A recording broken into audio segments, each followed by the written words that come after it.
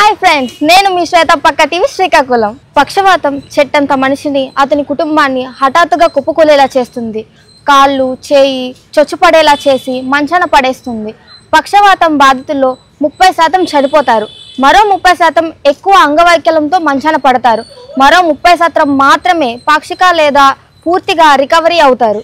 అంటే మనం సగటున 1,50,00,000 మంది ఒకే ఏడాదిలో పక్షవాతం బారిన పడుతున్నారు. ఇందులో 50 లక్షల మంది చనిపోతున్నారు, అంటే 30%. మిగతా 1,00,00,000 మందిలో మరొక 50 లక్షల మంది తీవ్రమైన వైకల్యంలో రోజువారీ దైనందిన పనులకు ఇతరులపై ఆధారపడుతూ జీవిస్తుంటారు. ఇది ఎంతో కష్టమైన పని. ఇక మిగిలిన 50% పాక్షికంగా కానీ పూర్తిగా కానీ రికవరీ అవుతారు. వీళ్ళు సాధారణంగా గోల్డెన్ అవర్లో హాస్పిటల్కి వచ్చిన వారు. పక్షవాతం కేసులు రోజు రోజుకి పెరుగుతుండడం ఆందోళనకరం. సాధారణంగా 60 ఏళ్ళు దాటిన వాళ్ళలో చూస్తుంటాం, కానీ ఇప్పుడు 20 ఏళ్లలో, 30 ఏళ్లలో, 40 ఏళ్లలో కూడా దీని బారిన పడడం ఆందోళన కలిగిస్తుంది. ఇలాగే ఈ పక్షవాతం ఒక కుటుంబాన్ని నాశనం చేస్తుంది. అది ఎలా అంటే, ఆ కుటుంబం పెద్ద తన జీవన ఆధారాన్ని కోల్పోతాడు. తను కోల్పోవడం కాకుండా తను రోజువారీ పనులకు ఒక మనిషి తన చెంతనే ఉండాల్సి వస్తుంది. అంతేకాకుండా మందులకి మరియు సుదీర్ఘకాలం ఫిజియోథెరపీ సేవలకు చాలా డబ్బు ఖర్చు అవుతుంది. దీని వలన కుటుంబం ఆర్థికంగా చితికిపోతుంది. అలాగే యుక్త వయసులో దీని బారిన పడటం వల్ల దీర్ఘకాలంలో కుటుంబ సభ్యుల నుండి ఆదరణ కోల్పోతారు. ఇది చాలా బాధాకరం. అందుకని దీనికోసం ప్రతి ఒక్కరూ దీనిపై అవగాహన కలిగి ఉండటం తప్పనిసరి. దాని వలన పక్షవాతాన్ని చాలా వరకు నివారించవచ్చు. ఇప్పుడు మన డాక్టర్ గారు golden hour in brain stroke, అలాగే స్ట్రోక్ అంటే ఏమిటో మనకి వివరిస్తారు. గోల్డెన్ అవర్కి వెళ్లే ముందు అసలు స్ట్రోక్ అంటే ఏమిటంటే, బ్రెయిన్లో ఒక విభాగానికి అకస్మాత్తుగా రక్త సరఫరా ఆగిపోవడం కానీ లేదా తగ్గుట కానీ జరిగి దీని మూలంగా బ్రెయిన్కి ఆక్సిజన్ మరియు పోషక పదార్థాల సరఫరా ఆగిపోయి మెదడులోని కణాలు చనిపోవడం జరుగుతుంది. దీనినే ఇస్కిమిక్ స్ట్రోక్ అంటారు. ఇవి 85% వరకు స్ట్రోక్కి ముఖ్య కారణం. ఈ ఇస్కిమిక్ స్ట్రోక్లో 2 రకాలు ఉంటాయి. బ్రెయిన్లో అంతర్గతంగా గెడ్డ కట్టుట లేదా మన శరీరంలో వేరే చోట పుట్టిన క్లాట్స్ మైగ్రేట్ అవ్వడం వలన స్ట్రోక్ రావచ్చు. దీనికి ప్రధాన కారణం అధిక కొవ్వు డిపాజిట్స్ లేదా కొలెస్ట్రాల్ ప్లేక్స్ కావచ్చు. ఇక మిగిలిన 15% ఆఫ్ స్ట్రోక్స్ అనేవి హెమరేజిక్ స్ట్రోక్స్ అంటాం. ఇక్కడ రక్తనాళం పగులట వలన రక్తం బ్రెయిన్లోనికి డైరెక్ట్గా లీక్ అవుతుంది. దీనివలన బ్రెయిన్లో వాపు లేదా కంప్రెషన్ లేదా ప్రెషర్ ఇంక్రీజ్ అవుతాయి. ఇలాంటి వారికి సర్జరీ అవసరం అవుతుంది. వీరిని న్యూరో ఐసీయూలోకి షిఫ్ట్ చేసి క్రేనియాక్టమీ లేదా క్రేనియాక్టమీ ఆపరేషన్లు చేసి వైద్య సహాయం చేయబడుతుంది. Time is brain, brain is time. Brain స్ట్రోక్లో గోల్డెన్ అవర్ అంటే మొదటి 4.5 గంటలు మాత్రమే. ఈ పీరియడ్లో కనుక మనం క్లాట్ బస్టర్స్ అనే ఖరీదైన ఇంజెక్షన్స్ కానీ మనం ఇచ్చి ఈ క్లాట్స్ కానీ కరిగించగలిగితే వారిని రికవరీ చాలా అద్భుతంగా ఉంటుంది. ఎల్లప్పుడూ గుర్తుంచుకోండి, first 1 hour is the best hour. ఎందుకంటే మొదటి గంటలో సహాయం పొందిన వారు 2వ గంటలో సహాయం పొందిన వారి కంటే మెరుగ్గా ఉంటారు. అలాగే 2వ గంటలో సహాయం పొందిన వారు 3వ గంటలో సహాయం పొందిన వారి కంటే మెరుగ్గా ఉంటారు. అందుకని ఆలస్యం చేయకుండా వేగంగా మీ దగ్గరలోని స్ట్రోక్ రెడీ హాస్పిటల్కి చేరుకోండి. ఇది మన జెమ్స్ లాంటి టీచింగ్ హాస్పిటల్ అయితే మరీ మంచిది.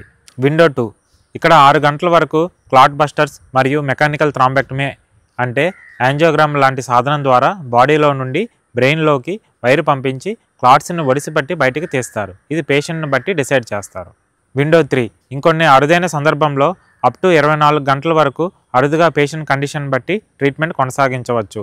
ఇది డాక్టర్ డిసైడ్ చేస్తారు. మనం గుర్తుంచుకోవాల్సిన విషయం ఏమిటంటే, స్ట్రోక్ వచ్చిన తర్వాత ప్రతి నిమిషం మనకి 20 లక్షల కణాలు చనిపోతాయి. ఇవి తిరిగి జీవించవు. అంటే మన క్లాట్ బస్టర్స్ ఇంజెక్షన్ మిగతా బ్రెయిన్ మాత్రమే కాపాడగలుగుతాయి. మరణించిన భాగాన్ని తిరిగి రిపేర్ చేయలేవు. అక్కడ మరణించిన విభాగం యొక్క ఫంక్షన్స్ తిరిగి రావు. ఉదాహరణకి మన వైజాగ్ సిటీ పాపులేషన్ తీసుకుంటే సుమారు 20 లక్షల మంది ఉంటారు.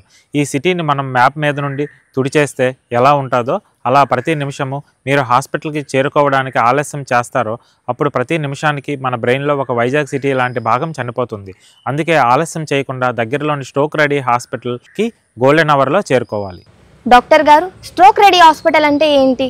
మన జెమ్స్లో మన మెంటర్ గారు డాక్టర్ బొల్లేని భాస్కర్రావు గారు ఒక దృఢమైన మంచి ప్రోగ్రామ్ని డిజైన్ చేశారు. ఈ డిజైన్లో స్ట్రోక్ కోడ్ని అనౌన్స్ చేయడానికి 24/7 స్ట్రోక్ టీమ్ అందుబాటులో ఉండేలా ఏర్పాటు చేశారు. ఈ స్ట్రోక్ టీంలో క్వాలిఫైడ్ మరియు ఎక్స్పర్ట్ డాక్టర్స్, నర్సెస్, ప్రాక్టీషనర్స్ ఉంటారు. ఒక స్ట్రోక్ పేషెంట్ను మన ఈఆర్కి రాగానే స్ట్రోక్ కోడ్ అనౌన్స్ చేస్తారు. దానితో స్ట్రోక్ టీం ఎక్కడ ఉన్నా ఇమీడియట్గా రెస్పాండ్ అయ్యి అత్యవసర విభాగానికి వస్తారు.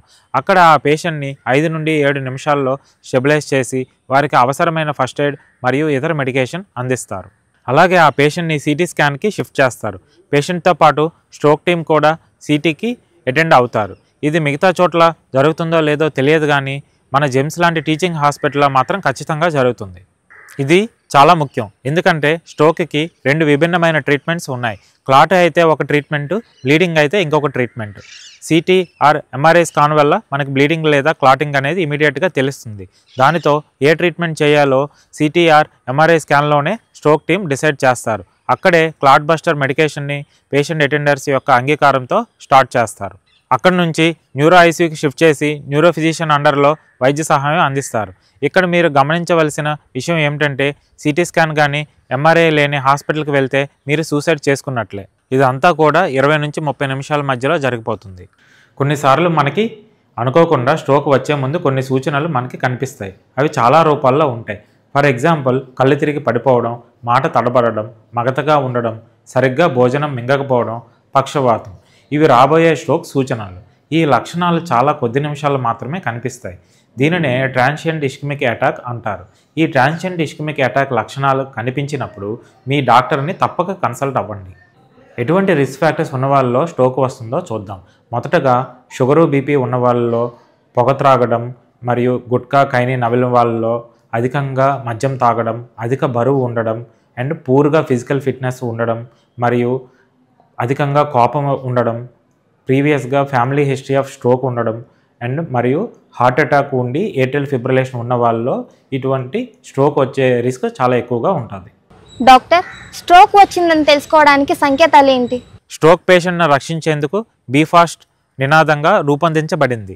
Be fast, be for balance అంటే బ్యాలెన్స్ కోల్పోవడం, కళ్ళు తిరగడం, నడవలేకపోవడం, పడిపోవడం, మగత. ఈ అంటే ఐస్, కళ్ళు ఆకస్మికంగా కనిపించకపోవడం, దృష్టి తగ్గడం. ఎఫ్ ఫేస్, మూతి వంకరపోవడం.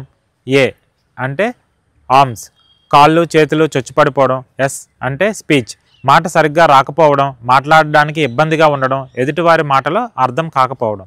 టీ అంటే టైం, 108కి కాల్ చేసి సిటీ ఎంఆర్ఐ ఉన్న స్ట్రోక్ రెడీ హాస్పిటల్కి చేరుకోండి. ఇప్పుడు స్ట్రోక్ యొక్క పేషెంట్స్కి ఏమేమి రీహాబిలిటేషన్ ఫెసిలిటీస్ ఉన్నాయో చూద్దాం. Physiotherapy, muscle stimulation, speech therapy, swallowing therapy, cognitive rehabilitation, కండరాలను వదిలి చేయడానికి Botox injections, transcranial magnetic stimulation. దయచేసి గుర్తుంచుకోండి, గోల్డెన్ అవర్ అంటే మొదటి 4.5 గంటలు మాత్రమే. మీరు ఈ సమయంలో కానీ మా జెమ్స్ లాంటి సరైన హాస్పిటల్కి వచ్చి క్లాట్ బస్టర్ ఇంజెక్షన్ తీసుకుంటే మీ రికవరీ చాలా బాగుంటుంది. కొన్నిసార్లు 6 గంటలు, కొన్నిసార్లు 24 గంటల వరకు మెకానికల్ థ్రాంబెక్టమీ ద్వారా వైద్య సహాయం అందించవచ్చు. గుర్తుంచుకోండి, మీరు శ్రీకాకుళంలో ఏ దిక్కున ఏ మారు గ్రామంలో బయలుదేరినా 4 గంటల్లో జెమ్స్ హాస్పిటల్కి చేరుకుంటారు. గుర్తుంచుకోండి, 30% పేషెంట్స్ మరణిస్తారు, 30% బెడ్ రిడెన్ అవుతారు, 30% పార్షియల్ లేదా పూర్తిగా రికవరీ అవుతారు. అలాగే పక్షవాతం నుండి దీర్ఘకాలిక రీహాబిలిటేషన్ ప్రోగ్రామ్ జెమ్స్లో మీకు అందుబాటులో ఉంటుంది. అందుకనే ఫ్రెండ్స్, ఈ వీడియోని షేర్ చేసి పక్షవాతం బారిన పడే పరిస్థితి నుండి ఇతరులకు అవగాహన కలిగించండి. ఒక కుటుంబ దీపాన్ని కాపాడండి.